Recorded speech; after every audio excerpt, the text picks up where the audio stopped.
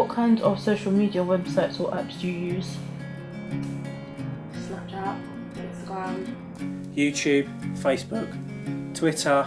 Yeah, same as generally Snapchat. Instagram, Snapchat, SoundCloud. Does that count? SoundCloud? Facebook. Same as and BBM. Oh yeah. Near enough all of them. If our batteries died, then we're not on it. If our batteries are alive, then we're on it.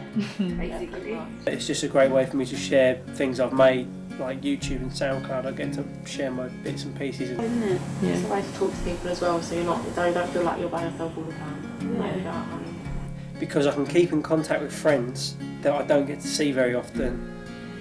Ones that all live all over the country. I can contact family that I don't get to see very often. I tried to get my nan to get Snapchat. It didn't work. She was like, what's this? I just wanted Dad to have it so quick, it's just funny.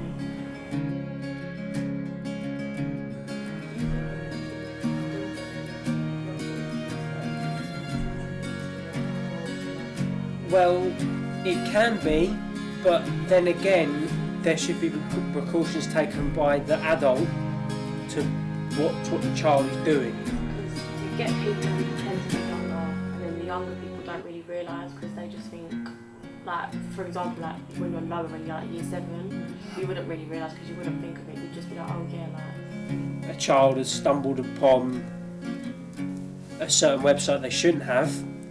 Like if they're on Ask FM getting up to naughty tricks, you know, I think someone's got to just take the child in hand. These grown men acting to be little, like, good-looking boys for a younger other girl, and these girls are thinking, oh, this boy's talking to me, this and that, or really enjoying that.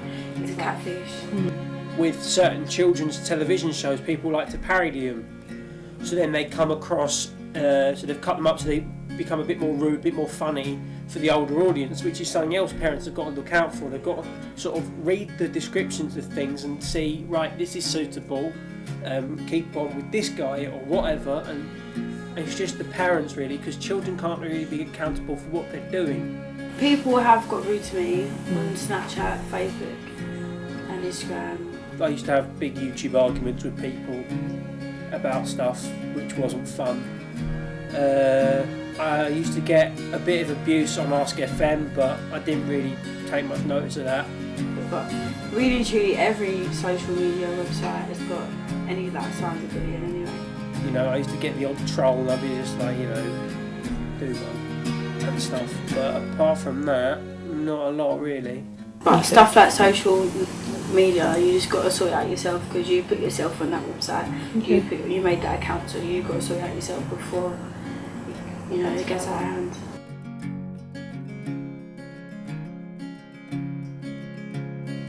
Yeah, I'd say I use social media probably every day without probably intentionally using it, but yeah, definitely use it all the time, given my job and everything. Fairly active. I use Twitter and Tumblr, and obviously I've got Facebook.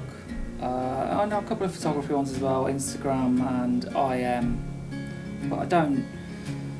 I've got these accounts and I don't really post on them very much, so I tend to post photography, and I tend to post it either on Instagram or on IM, and then I've got it set up so that automatically goes to my Tumblr and my Twitter, and then from Twitter it automatically goes to Facebook.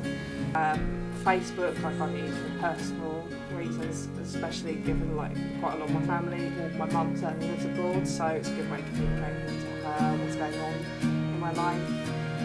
What else do I use? WhatsApp to talk to my siblings, Viber and things like that. So yeah, it's a lot of it to do with personal reasons, but some to do with actual work purposes as well. It's only ever in the evening. It depends on which apps, because you know, with YouTube and things like that, I might spend some time during the day. Sometimes weekends, I guess, as well, but never at any other point. I mean, I say that, but I do read them at other times, so I'm not that active in actually posting, but I use Twitter and Facebook quite a lot in order to read about music and news and art and things like that, and I sometimes use that at lunchtime. Yeah, more sort of in the evening in my spare time that I can use these apps. As head of media, do you think there's kind of a rapid progression in the social media market? Market in terms of making money from it, or just users? Maybe more users, kind of. Well, I think there's been a steady rise. I think as in generations to come, you'll see that a majority will be using social media if they're not already. You know, like I say that because people like my nan obviously don't use any form of social media, but that kind of generation almost are kind of like the last of it. She's in the kind of into her 80s. Like some 80-year-olds do use social media. It's crazy. Just the fact what I was saying earlier, by essentially most of the time that I post on anything is on my phone, and that wouldn't have even been possible, say 3-4 years ago.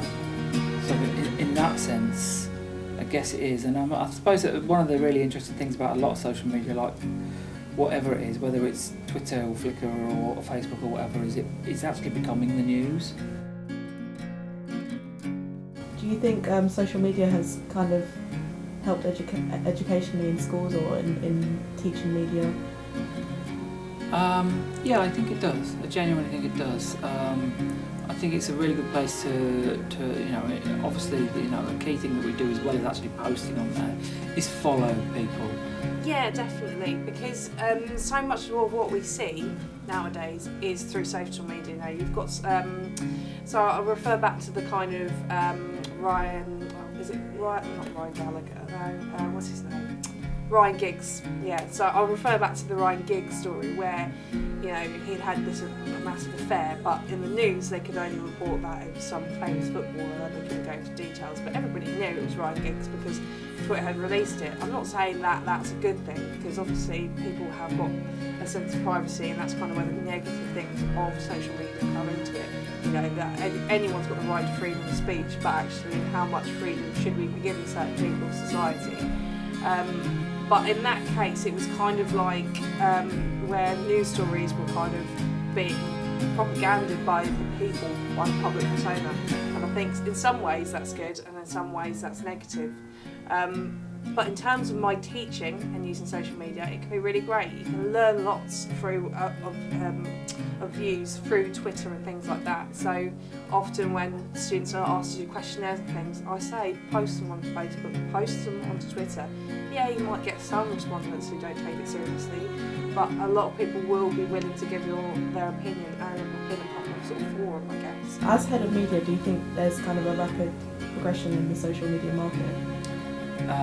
Market in terms of making money from it, or just users? Maybe more users, kind of. Yeah. Well, I think there's been a steady rise. But it's becoming more common practice, definitely, because you can do there's so many benefits to it. Obviously there's some negatives too, but social media is quite a wonderful thing, and it's a kind of, it can be, you know, a really good evolution for technology. And it's becoming quite a legal issue. So, you know, there's quite a few new laws that are having to come in place because of interactive technology, often social media. Social media in a negative way. How do you think that's impacting society, like for young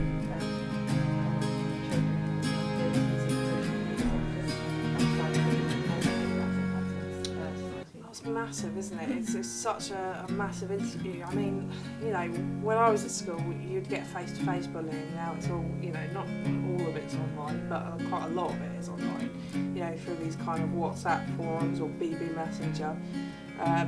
So there's lots of stuff like Twitter now. You can be sent to jail for, you know, there's a lot of hate stuff, which is quite unfortunate. It seems to be what people like to do, because they can be anonymous. That comes from places like Twitter and things like that. So it's a massive issue, and it really needs to be sorted out. But it's a difficult one, because if you restrict it to age, they will young kids will always run away.